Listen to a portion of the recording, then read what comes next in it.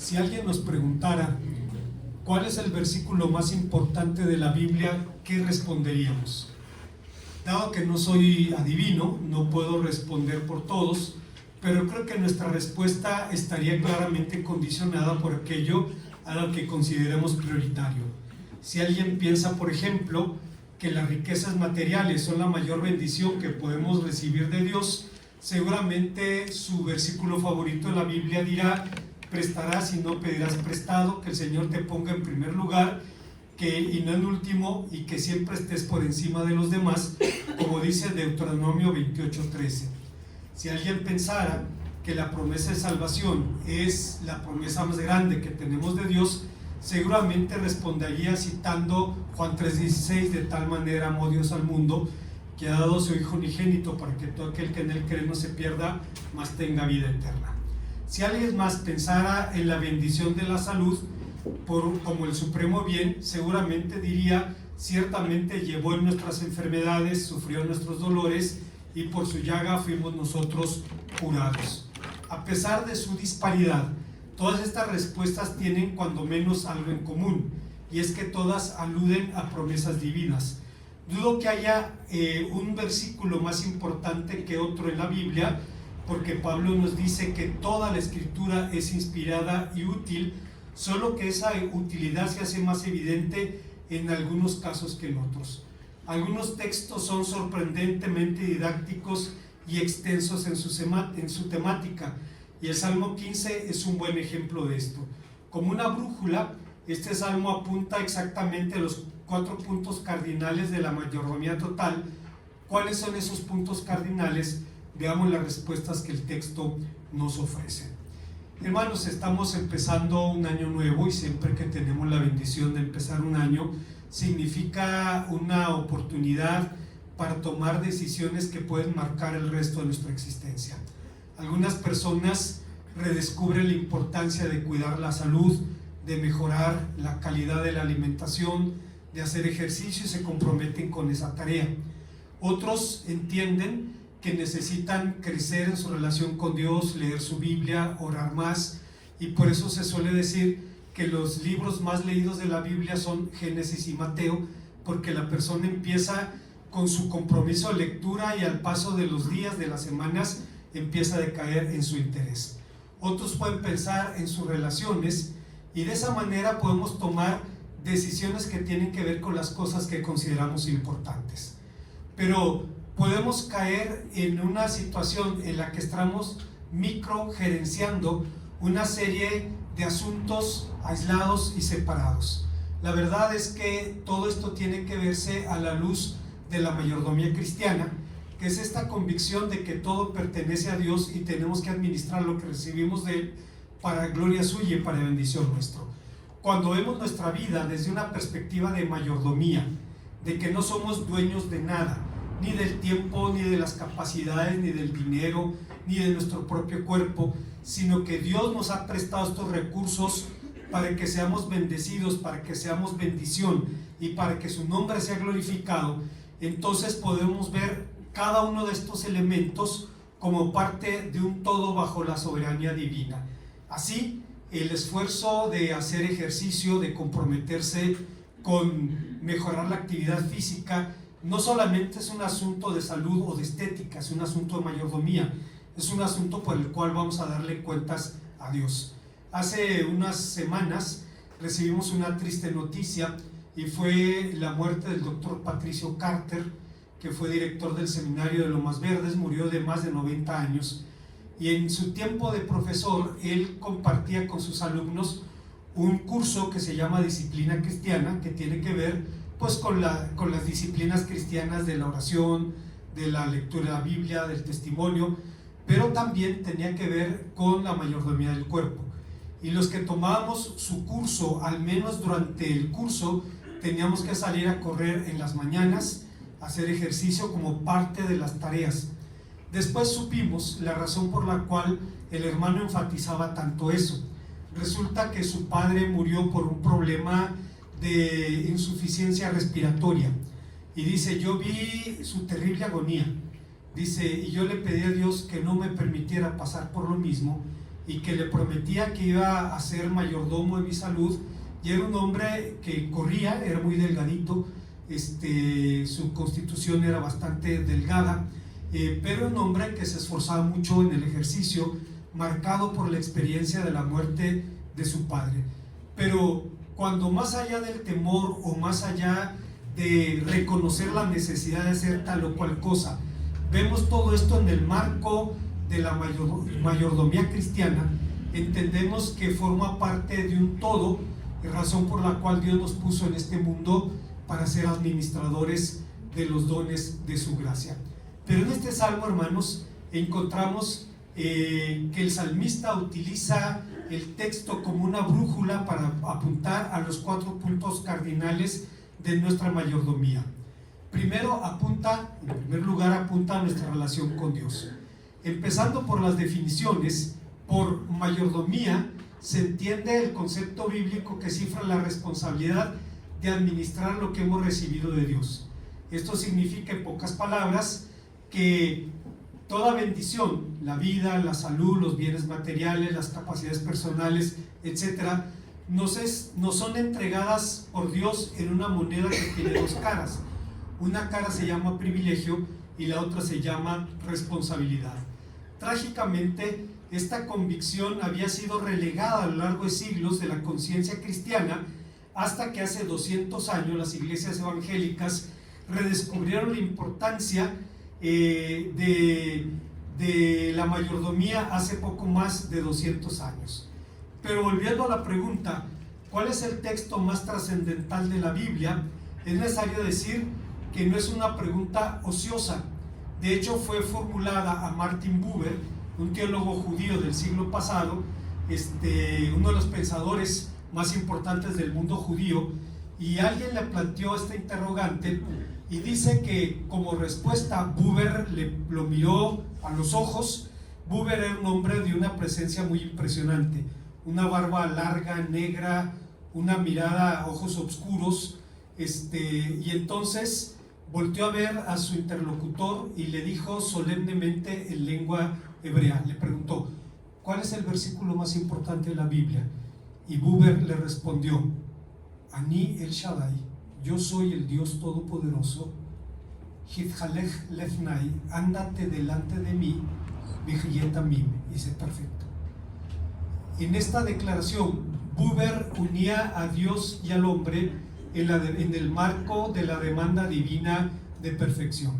Claro, cuando hablamos de perfección, no estamos hablando de impecabilidad. La idea de que el hombre puede dejar de pecar en este mundo realmente es una utopía, a pesar de que hay grupos evangélicos, concretamente nuestros hermanos nazarenos, que creen eso. Y eso, siempre que lo recuerdo, viene a mi memoria la experiencia del hermano Elías Ramírez. Él era un hombre de la iglesia del Nazareno que conoció al doctor Esteban Hicks, un profesor del seminario, y en alguna ocasión salió el tema de la santidad, y el hermano Elías le habló de la doctrina nazarena de la destrucción del cuerpo del pecado. Es decir, ellos creen que llega el momento en el que el cristiano simplemente deja de pecar, cosa que es imposible a la luz de la Biblia. Pero cuando un cristiano que alcanzó la perfección peca, ¿cómo se le llama lo que hizo? Bueno, se le llama desliz, se le llama equivocación, exactamente como el mundo le llama al pecado. Es paradójico que terminen usando el mismo vocabulario del mundo. El hermano Esteban le dijo: no, eso no enseña la Biblia. No, sí lo enseña la carta a los Romanos. Pablo dice: a fin de que el cuerpo del pecado sea destruido para que no sirvamos más al pecado. El hermano le dice: vamos a traducir el texto. Y resulta que una mejor traducción dice: a fin de que el cuerpo acostumbrado a pecar sea destituido para que no sirvamos más al pecado. De lo que estaba hablando era de quitarle a la carne el control de la vida, a pesar de que solo alcanzaremos la perfección cuando el Señor nos levante en su segunda venida, o cuando nos lleve a su presencia, si estamos vivos cuando Cristo venga. Fuera de allí, el hombre seguirá siendo pecador hasta que el Señor lo transforme, porque ninguna cosa inmunda estará delante de la presencia del Señor. Bueno, la demanda bíblica de perfección apunta hacia la madurez cristiana. Esta demanda cifra la meta a la que Dios llama a cada creyente. una meta que Cristo ha posibilitado con su sacrificio, porque Él es el motor, Él es el estímulo y Él es también la meta. Pero como ocurre con el testimonio cristiano, la mayordomía debe desarrollarse en círculos concéntricos. Si usted recuerda, Cristo dijo a su iglesia: me seréis testigos en Jerusalén, aquí donde están, en Judea, con los vecinos inmediatos, en Samaria, los vecinos de más allá, y hasta lo último de la tierra. El testimonio cristiano se da en círculos concéntricos, de la gente que nos conoce a la gente que no nos conoce, a la gente que es desconocida para nosotros. Y esto, hermanos, nos lleva a entender que la primera relación que el cristiano o el ser humano viene a desarrollar en este mundo, y es la relación prioritaria porque es la madre de todas las relaciones, es nuestra relación con Dios. Porque estrictamente hablando, una brújula solo apunta a un solo lugar. Claro, se puede hacer un círculo y poner los 4 puntos cardinales, pero la brújula solo apunta a un lugar, apunta al norte, al polo magnético de la Tierra. En ese sentido, hermanos, es muy fácil definir, porque establecido el norte se definen los otros puntos cardinales. En ese sentido, Dios es nuestro polo magnético, es nuestra relación prioritaria que ubica y delimita a las demás. Con este propósito, la Biblia dice que fuimos creados a su imagen y a su semejanza en Génesis 1:27. La semejanza del hombre con Dios es primeramente espiritual, lo que significa que el hombre ha sido dotado de personalidad, autoconciencia, pensamiento abstracto y espiritualidad. Pero la semejanza con Dios es también de orden moral, realidad evidente en la propia naturaleza moral del hombre, independientemente de su origen, cultura o religión. Pablo dice que cuando los paganos que no tienen la ley cumplen espontáneamente las exigencias de la ley sin conocerla, ellos mismos se convierten en su propia ley, demostrando así que llevan grabada en el corazón las demandas de la ley de Dios. Romanos 2:14 y 15. Hoy día los teólogos cristianos están absolutamente de acuerdo en que en cualquier religión del mundo, en cualquier rincón en la geografía de esta tierra donde haya un grupo humano que crea algo que sea bueno o que sea correcto, eso que es bueno y es correcto viene de Dios, porque no puede venir de la naturaleza caída del hombre. Y si recordamos, Pablo dice en Atenas, Dios nunca ha dejado al mundo sin testimonio de sí. A mí me sorprende cuando leemos los poemas de Nezahualcóyotl, cómo pudo llegar a las convicciones a las que llegó. Él decía que Dios es el inventor de sí mismo, y dijo algo que es cierto. Dice: puedes vivir al lado de Él, pero no lo puedes conocer. Y era cierto, porque si Dios no se da a conocer, no lo podemos conocer. Inventarlo no es opción, es idolatría. Dios es por diseño. Tiene que ser Dios quien se dé a conocer, y se da a conocer a través de la naturaleza, a través de la creación, a través de la Biblia, especialmente a través de Jesucristo. La naturaleza no solo tiene que ver con el espacio geográfico donde nos movemos, tiene que ver con la propia naturaleza humana, que está marcada con las nociones de lo bueno o de lo malo. ¿De dónde viene eso? Es la imagen y la semejanza de Dios, a pesar de que en algún momento podamos no necesariamente conocerlo. Pero si la naturaleza moral del hombre posibilita la comunión con Dios, no la garantiza. Dos personas pueden hablar el mismo idioma y no desean comunicarse. Dos personas pueden vivir bajo el mismo techo, incluso dormir sobre la misma cama, y no por ello tener relaciones significativas. Esta es una de las razones por las que muchas veces el divorcio es la respuesta al síndrome del nido vacío. Los divorcios se dan en los primeros 7 años, y después de 18, 19, 20, cuando los hijos se van y de pronto la persona voltea y ve que está durmiendo con un desconocido. Puede saber que ha compartido la vida. Y recuerdo una película de los años 60, 70, El violinista en el tejado, que habla de unos judíos de Rusia en tiempo de los zares, y está una pareja, si mal no recuerdo él era sastre, y está acostado con la esposa y le pregunta, el hombre le pregunta a la mujer, ¿me amas? Y la mujer le responde, cocino todos los días para ti, lavo tu ropa, aseo en la casa y me preguntas si te amo. Sí, yo sé que haces todo eso, pero ¿me amas? Ordeño tu vaca, preparo a los niños en la escuela y me preguntas si te amo. Sí, yo sé que haces eso también, pero quiero preguntarte si me amas. Y la mujer dice, creo que sí, creo que sí te amo. Hermanos, amar es más allá de hacer lo bueno o lo que se supone se debe hacer por la persona a la que se ama. No se trata tanto de lo que hacemos o lo dejamos de hacer, sino de ese vínculo que nos une, que curiosamente puede romperse porque es frágil. En la construcción de relaciones es necesaria la voluntad. Del mismo modo, para el hombre es importante responder afirmativamente a la iniciativa divina en su llamado a una relación personal. Pero esta relación, como cualquier otra, lleva implícita una serie de exigencias. En las relaciones humanas, la semejanza es un requisito previo para la comunión.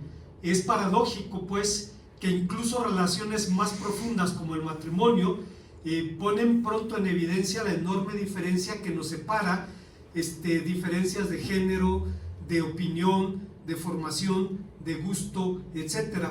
Y justamente por esas diferencias serán las semejanzas las que garanticen la permanencia en sentimientos comunes, intereses comunes, valores comunes y metas comunes. José dice que el amor acaba, aunque la Biblia dice que el amor nunca deja de ser. Pero José habla del amor de los sentimientos, esos acaban. El enamoramiento es un estado químico, dura de 6 meses, año y medio, máximo 3 años. Después de ese tiempo, el enamoramiento termina o se transforma.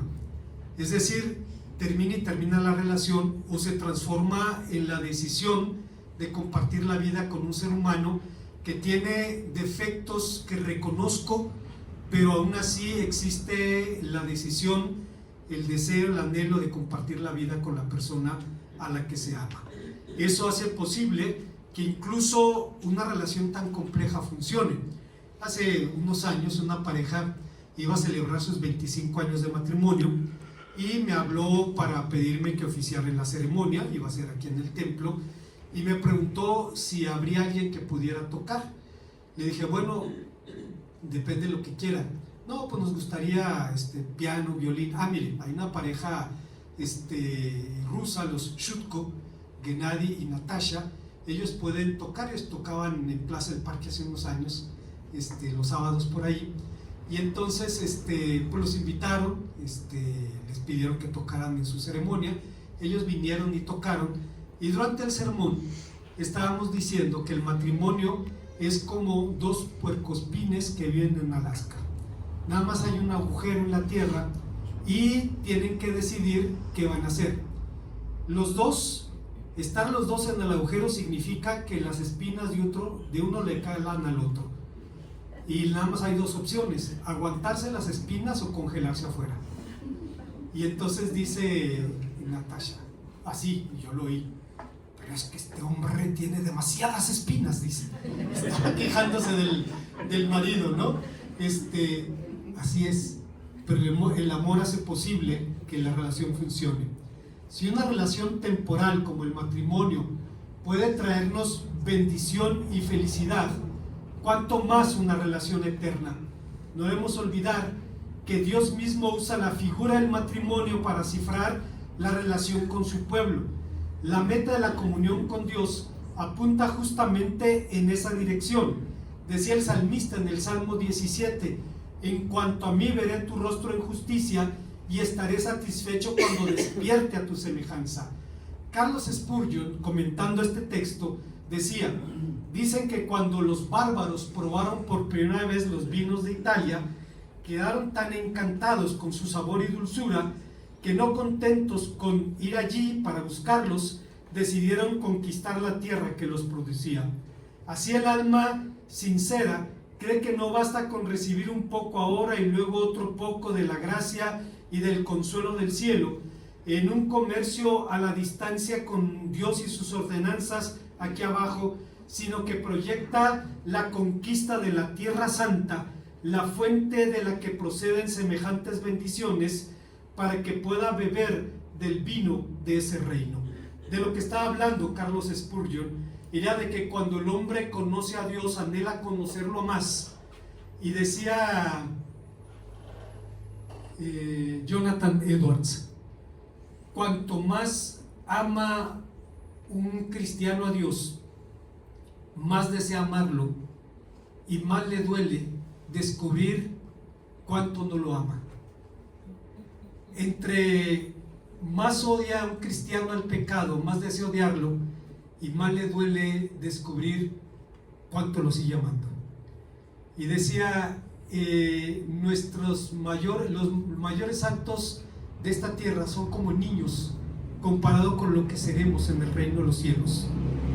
Y lo que ahora es la santificación para nosotros es como un toque en la punta de la lengua en comparación con lo que será en la presencia de nuestro Dios. Lo que Jonathan Edwards estaba diciendo es que cuando conocemos a Dios, nuestra hambre y nuestra sed de Él crecen de tal manera que, como decía Spurgeon, que cuando un creyente conoce a Dios, planea conquistar la tierra santa, la fuente de la que proceden estas bendiciones, para que pueda vivir, para que pueda beber del vino de ese reino.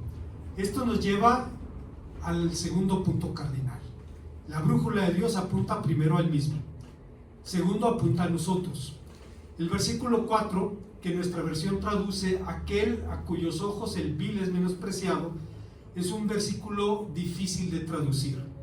Intenté hacerlo y es complicado. Una rápida lectura de varias versiones de la Biblia puede confirmar este hecho. Hace unos años, el director del seminario me pidió que compartiera el curso del profeta Isaías en el seminario, hace unos 10 años, y entonces iba y venía un día a la semana para estar con los alumnos 4 o 5 horas, regresar, y descubrí algo frustrante, y era que yo pasaba la semana traduciendo el texto que íbamos a estudiar, y cuando llegaba a la clase los alumnos sacaban su teléfono y decían, la Reina Valera dice esto, la Nácar Colunga dice esto, la Torres Amat dice esto, la Nueva Versión Internacional. Tenían 20 versiones de la Biblia en su teléfono, cuando yo me pasaba una semana traduciendo el texto. Ahora los recursos de la tecnología permiten el acceso a fuentes que no teníamos en nuestro tiempo, y había que hacer el trabajo picando piedra, yendo al texto de la Biblia, a su idioma original, para tratar de encontrar las enseñanzas que contenía. Bueno, esta traducción, esto hizo que Abraham Ibn Ezra, un rabino judío español de la Edad Media, propusiera una lectura distinta a la de Reina Valera 60. Él tradujo aquel que es pequeño ante sus propios ojos, y esta traducción pone el acento en el imperativo bíblico de la humildad, y es claro que Ibn Ezra no estaba solo en este punto de vista, pues la misma idea fue expresada por el apóstol San Pablo en Romanos 12:6, cuando dice: digo pues, por la gracia que me es dada a cada uno de vosotros, que no tenga más alto concepto de sí del que debe de tener, sino que piense de sí con cordura.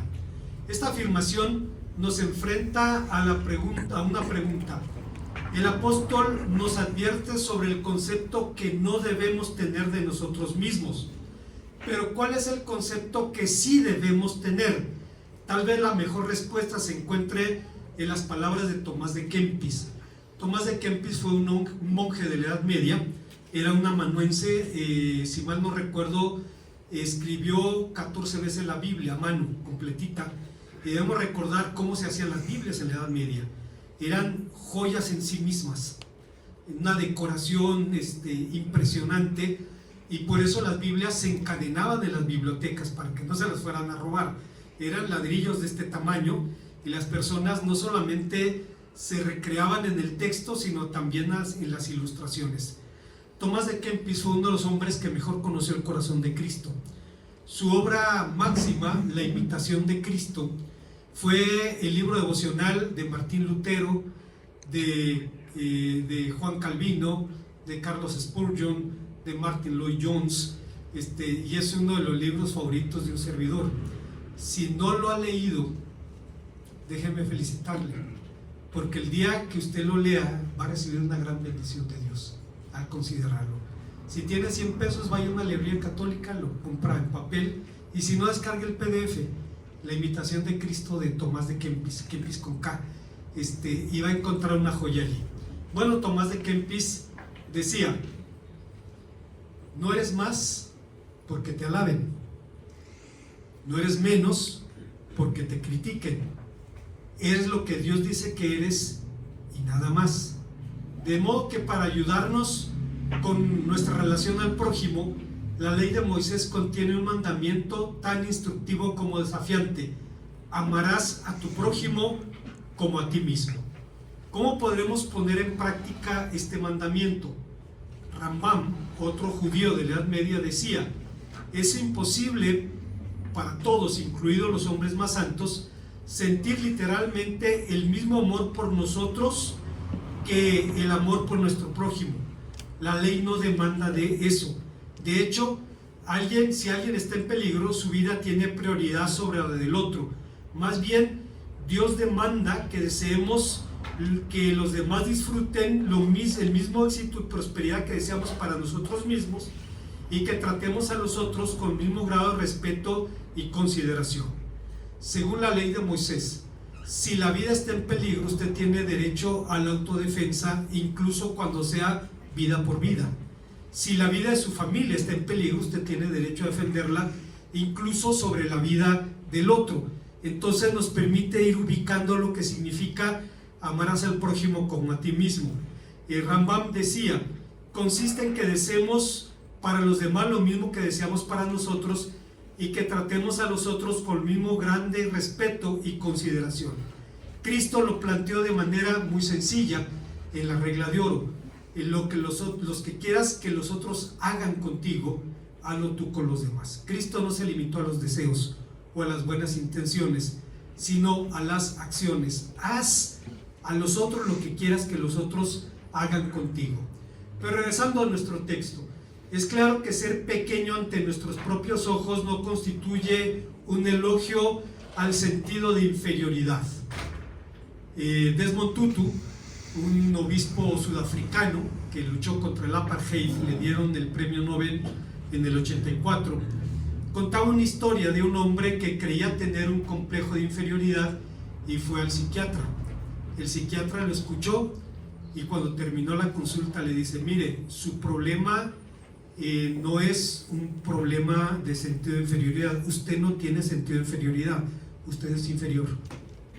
Gran ayuda le dio al hombre. No se trata de eso, no se trata de eso, se trata más bien de vernos con mesura. Lejos de eso, la humildad es un signo de madurez espiritual y una salvaguardia contra la soberbia.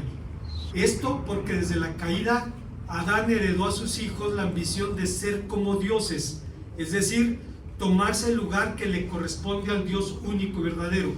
Esto no significa que el cristiano no deba ser responsable por su propia vida. El problema radica en que a veces lo creemos tan nuestra que nadie, ni siquiera Dios, puede opinar sobre ella. Por lo anterior, bien se ha dicho que la rendición de cuentas es el labón perdido de la vida cristiana, porque en la práctica muchas veces nos complicamos la vida en aspectos familiares, laborales, económicos, etcétera, actuando como si no tuviéramos que rendirle cuentas a nadie por nuestras decisiones. Este riesgo es mucho mayor en los varones, diseñados y entrenados para el control, que en el de las damas, diseñadas y entrenadas para las relaciones.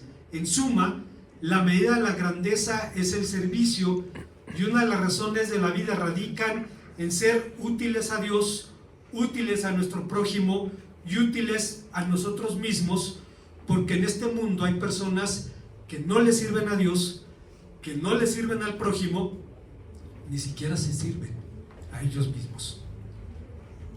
Hay un tercer punto donde señala la brújula, y es nuestra relación con el prójimo. Como hemos dicho, las escrituras enseñan que el hombre fue creado para las relaciones. Dios creó al hombre a su imagen y a su semejanza para posibilitar la comunión con él, y una vez creado lo puso en este mundo y declaró también que no era bueno que el hombre estuviera solo. Esto me permite recordar una experiencia de Samuel Vila, un predicador español, que estaba hablando con un hombre en alguna ocasión, y este hombre le dijo: yo creo que si Dios existe, a él le interesan mis sentimientos, lo mismo que a mí me interesan los sentimientos de una cucaracha. Entonces Samuel Vila le dijo: no estoy de acuerdo, porque apreciamos a los animales en la medida que pueden relacionarse con nosotros. Un perro, un caballo puede relacionarse con nosotros.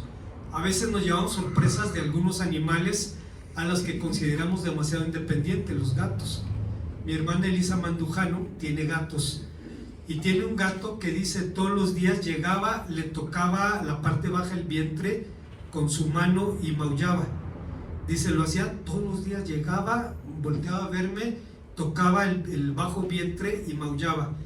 Y dice, pues yo no entendía de qué se trataba, hasta que unos días después me llevaron al hospital por un problema con el apéndice. Dice, el gato me estaba diciendo, tienes un problema. Dice, no lo imaginarías.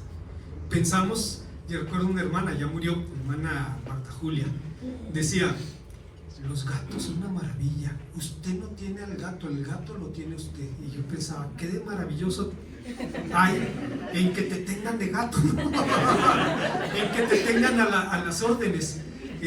Pero por eso mismo me sorprendió que dice Elisa, llegó y me tocaba, me veía y me tocaba, dice, hasta que me di cuenta que me estaba diciendo tienes un problema de salud. Dice, y al rato salió, dice, tuvieron que operarme, y dice, ¿cómo entiendes eso? Dice, es muy complicado. Entonces valoramos a los animales en la medida que pueden relacionarse con nosotros. Un perro puede relacionarse con nosotros, una cucaracha no. Un gato, un caballo puede relacionarse con nosotros, una garrapata no. En ese sentido, el hombre fue creado a la imagen y a la semejanza de Dios para relacionarse con su creador y para relacionarse también con su prójimo. Ese fue el origen y el propósito de la convivencia humana. A partir de entonces se hizo evidente que la confianza mutua debe ser la base de toda relación, y que una de las columnas que sostiene la confianza es la veracidad. Cuando escuchamos a los políticos decir que el país está en una situación de seguridad, debemos concluir, lo único seguro es la inseguridad, la violencia, el desempleo, etc. Es evidente que la buena salud y la vida misma de la comunidad dependen de la habilidad de la gente para generar confianza mutua, y por eso David ponía su atención en las palabras, un poderoso vínculo que nos une con el prójimo.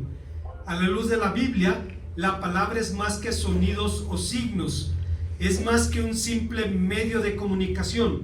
La Biblia enseña literalmente que la muerte y la vida están en el poder de la lengua. Y David nos dice aquí tres cosas sobre el uso de la palabra. La primera, que el hombre confiable debe ser veraz en su corazón, hablar verdad en su corazón. Hablar verdad en el corazón significa ser veraces, ser totalmente sinceros, porque la mentira tiene un efecto devastador en las relaciones humanas, tanto a nivel personal como social. Yo recuerdo, hermanos, cuando era recién convertido, escuché a un misionero que ahora está con el Señor, el hermano Guillermo Hayes, era de los Bautistas del Sur y estaba en Torreón, y en alguna ocasión le escuché decir, yo nunca oí a mi padre mentir. Y hermanos, eso me golpeó en aquel tiempo, pensando en mi propia situación familiar, y me sigue golpeando ahora en mi papel como padre. ¿Pueden mis hijos decir lo mismo? Yo nunca escuché a mi padre mentir. Tengo mis dudas de que no pueden decir lo mismo con la misma convicción. Bueno, pero no termina aquí. no termina con la veracidad. La segunda cosa que el salmista dice es que el hombre confiable no calumnia con su lengua. Si usted se fija en Levítico 6:2, se prohíbe el robo y la calumnia. ¿Por qué se ponen el robo y la calumnia en el mismo versículo y al mismo nivel? Porque calumniar es robarle la honra al prójimo, es quitarle algo de su honor. No robamos algo tangible, pero sí robamos la honra.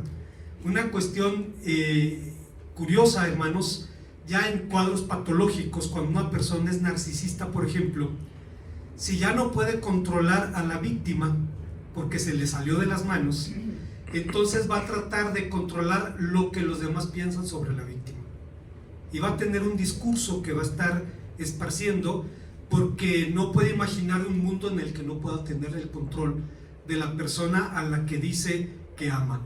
La tercera cosa que David nos dice es que el hombre confiable es fiel a sus promesas, incluso cuando cumplirlas es ingrato o gravoso. Alguien parafraseó este versículo diciendo que el hombre confiable no defrauda al prójimo prometiendo, comprometiendo en falso, revocando, quebrantando o cambiando el juramento, rescindiendo, anulando o incumpliendo por cualquier motivo lo jurado, pues el juramento y la promesa confirmados por la autoridad divina, aunque se opongan o dañen los bienes o intereses de orden inferior, hay que respetarlos y cumplirlos por respeto religioso a Dios. Es decir, si hay una promesa, debe haber un cumplimiento por respeto a Dios. Obviamente una relación de bendición con el prójimo no se limita a guardar la lengua del mal. No solo es un asunto de la lengua, lo es también de las manos, de los pies, de los ojos, porque si la palabra es el vínculo poderoso, y la Biblia dice que el amor es el vínculo perfecto, Colosenses 3:14, esta relación trasciende a no hacer mal al prójimo. Lo que positivamente demanda es esforzarnos en hacer el bien que podamos y tener sumo cuidado en no hacer mal a nadie, y sobre todo salvaguardar su reputación. Decía Leobardo Estrada, un antiguo profesor del seminario de Lomas Verdes, las personas fueron creadas para ser amadas, las cosas fueron hechas para ser usadas. Es inmoral amar a las cosas y usar a las personas. Hay una cuarta y última idea en este pasaje. La brújula de Dios apunta primero a Él, luego a nosotros mismos, luego al prójimo y luego a las cosas. Debo confesar que me asombra cómo el salmista lo tuvo claro. Abarcó el espectro total de nuestras relaciones y ahora apunta a las cosas, cuando incluye en su reflexión también los bienes materiales personificados por el dinero o la plata, como dice aquí el salmista. David dice dos cosas sobre nuestra relación con el dinero. No lo da usura, porque la ley de Moisés la prohíbe contra el hermano, y en consecuencia las acciones y actitudes del creyente no deben estar normadas por los principios de la cultura, que enseña que la seguridad se encuentra en la abundancia de bienes materiales.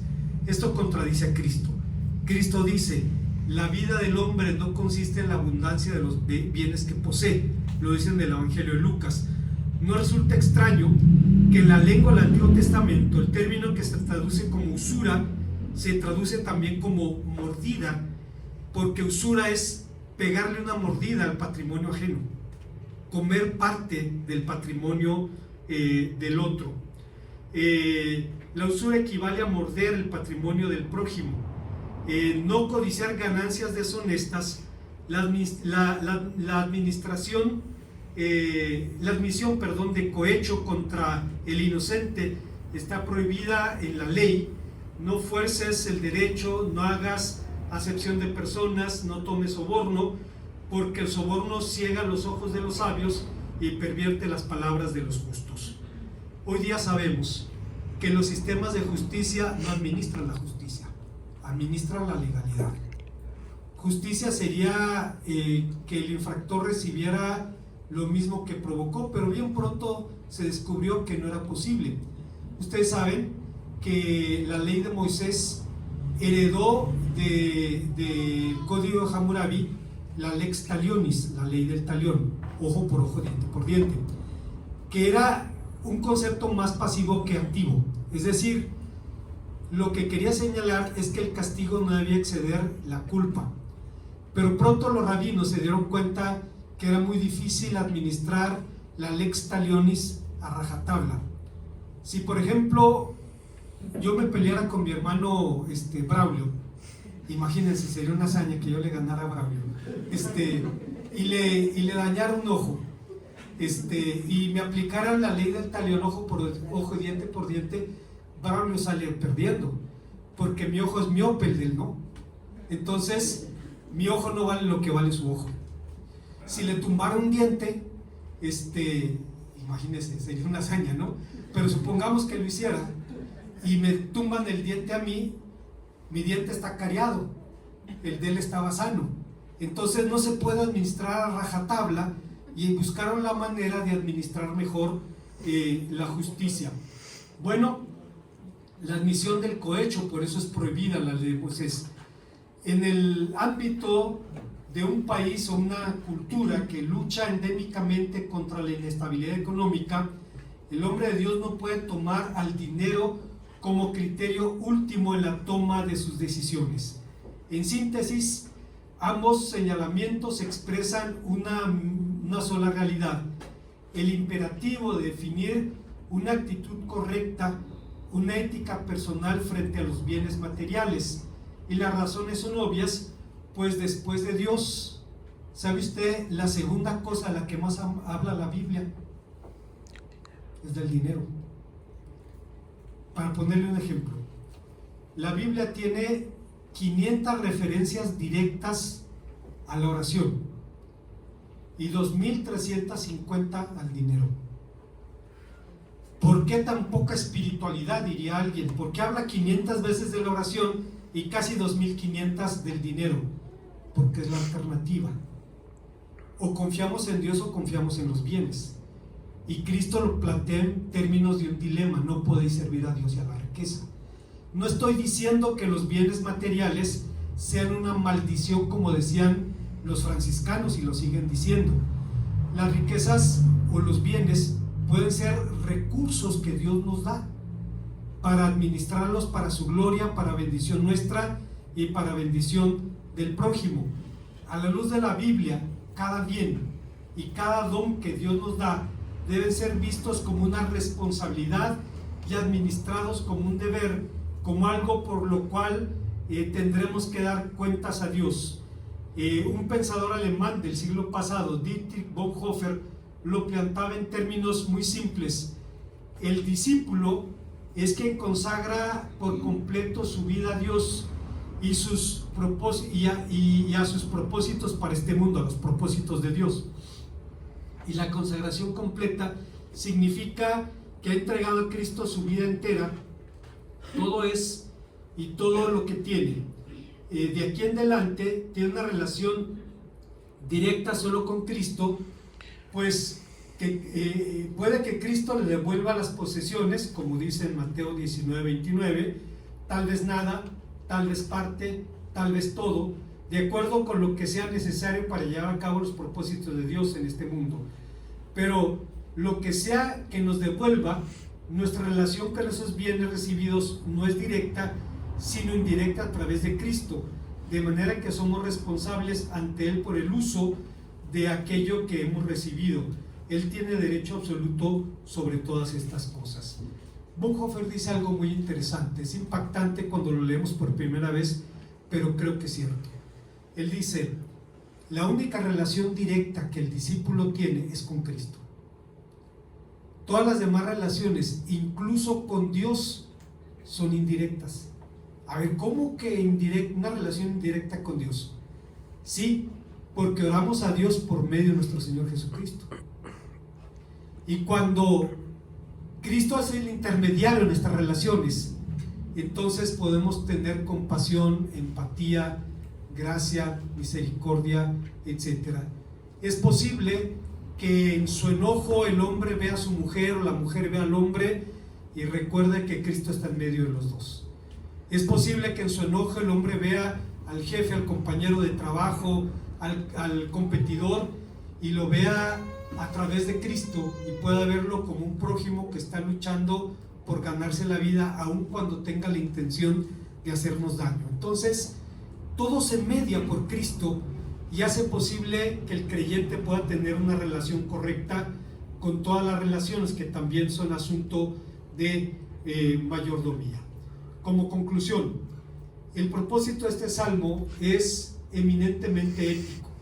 Mediante una pregunta, el autor apunta a los deberes del hombre para con Dios, englobando dicha respuesta en una relación que debemos desarrollar de forma ineludible en este mundo.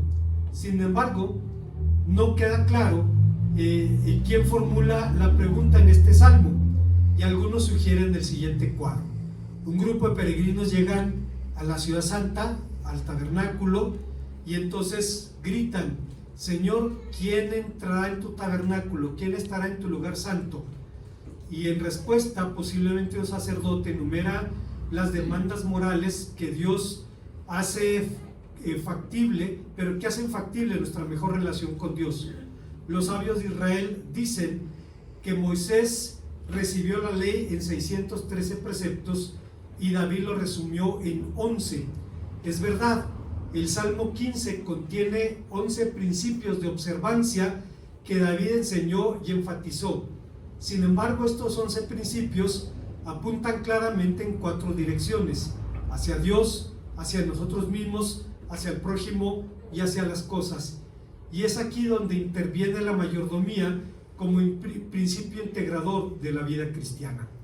Termina un año, empieza otro, y tomamos decisiones: cuidar la salud, hacer más ejercicio, comer más sanamente, leer más la Biblia, ser fieles congregándonos, qué sé yo.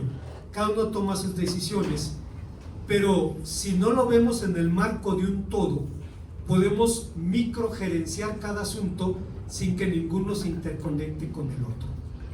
Cuando salgo a hacer ejercicio y me duelen las piernas y estoy dudando de seguir haciéndolo o no, entonces tengo que pensar que es un asunto de mayordomía.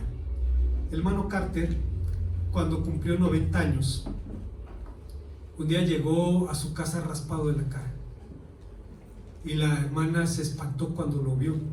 ¿Qué te pasó? Lo hice. ¿Qué hiciste? Cuando era joven, él combatió en las Islas Filipinas en la Segunda Guerra Mundial, era paracaidista, y dice que tenía el anhelo de volverse a aventar en paracaídas, y lo hizo no cuando tenía 80 años. Y sí, aterrizó, pero aterrizó con la cara, pero a final de cuentas estaba contento porque la había vuelto a hacer. Era un hombre para el cual la actividad física era importante, marcado por su experiencia. Su padre murió de insuficiencia respiratoria y decía: es una agonía ver a alguien morir porque no puede respirar. Y dice: yo le dije a Dios: Señor, no permitas que pase por lo mismo, te prometo que voy a cuidarme. Y hacía ejercicio, era muy delgadito. Había un compañero del seminario que le decían el pitufo, y no por otra causa, sino porque era travieso y era chaparrito. Y un día llegó, le tomó el brazo hacia el hermano Carter y le dijo: oh, hermano Carter, usted siempre tan charales atlas. Ah, sí, dice el hermano, no le entendió lo que le estaba diciendo, pero un hombre que se comprometía con el ejercicio físico. Bueno, si vemos al ejercicio aislado, puede ser hasta motivo de vanidad, pero si lo vemos como parte de un todo, como parte de un esquema de mayordomía entre lo que soy, lo que tengo, lo que he recibido y lo administro para la gloria del Señor, se convierte, hermanos, entonces en un don que nos bendice al prójimo y glorifica a Dios. Esto, hermanos, una vez más nos lleva a entender que si tenemos que definir una relación prioritaria es con Dios, es decir, responder a su iniciativa de salir a buscarnos. Si esta relación no es la primera en tiempo, sí lo es en preeminencia, es decir, en importancia sobre todas las demás. Es la madre de todas las relaciones.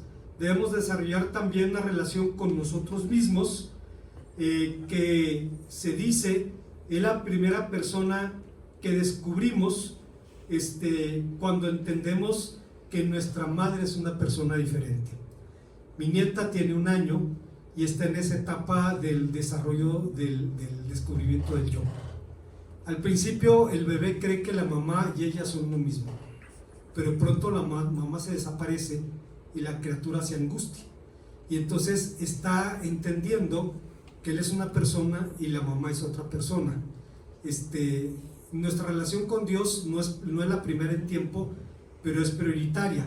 La primera que descubrimos es que nosotros somos diferentes a la madre, y después descubrimos también que lo somos con nuestro prójimo. De ahí en adelante tenemos que aprender a relacionarnos con el prójimo, pues nadie puede configurar su humanidad sino en interacción con sus semejantes. Dios nos creó para que podamos ser bendecidos y ser bendición en estas interacciones. Finalmente tendremos que decidir en nuestra vida si las capacidades que Dios nos da son metas de la existencia, son recursos para la existencia. Y una vez que hemos asumido nuestra vocación como socios y siervos, nuestra mayordomía se convierte en un anhelo, la de llegar a la presencia de Dios y escuchar las palabras: bien, buen siervo y fiel. Una vez más, hermanos, hace un momento en la escuela dominical estábamos citando la situación política en la que estamos viviendo. Cuando los imperios entran en decadencia, se hacen impredecibles y hacen lo que no harían en otras circunstancias, porque están, como decía Carlitos Gardel, viviendo la vergüenza de haber sido y el dolor de ya no ser. Bueno, se está pasando en nuestro mundo, y eso puede robarnos la paz, pensando en los que un régimen o un sistema que está colapsando puede hacer. Y eso nos devuelve a la Biblia, y nos devuelve a recordar quién está en el control. La mayordomía también tiene que ver con eso. Para nosotros no es una sorpresa que el mundo vaya de mal en peor. No es sorpresa, Dios lo dijo, Cristo lo dijo. La cuestión aquí es entender dónde está nuestra seguridad. Apocalipsis es una carta pastoral, es una carta de aliento que recuerda a los creyentes: a pesar de la soberbia de los hombres, sus ambiciones y sus locuras, Dios sigue en el control y llevará al mundo al fin que le glorifica. Se convierte en asunto de mayordomía y podemos descansar también en él. Oremos al Señor. Gracias, Padre Santo, una vez más por tu palabra, porque nos permites venir a ella y recordar que estamos en tus benditas manos. Te bendecimos por esto, en Cristo Jesús. Amén.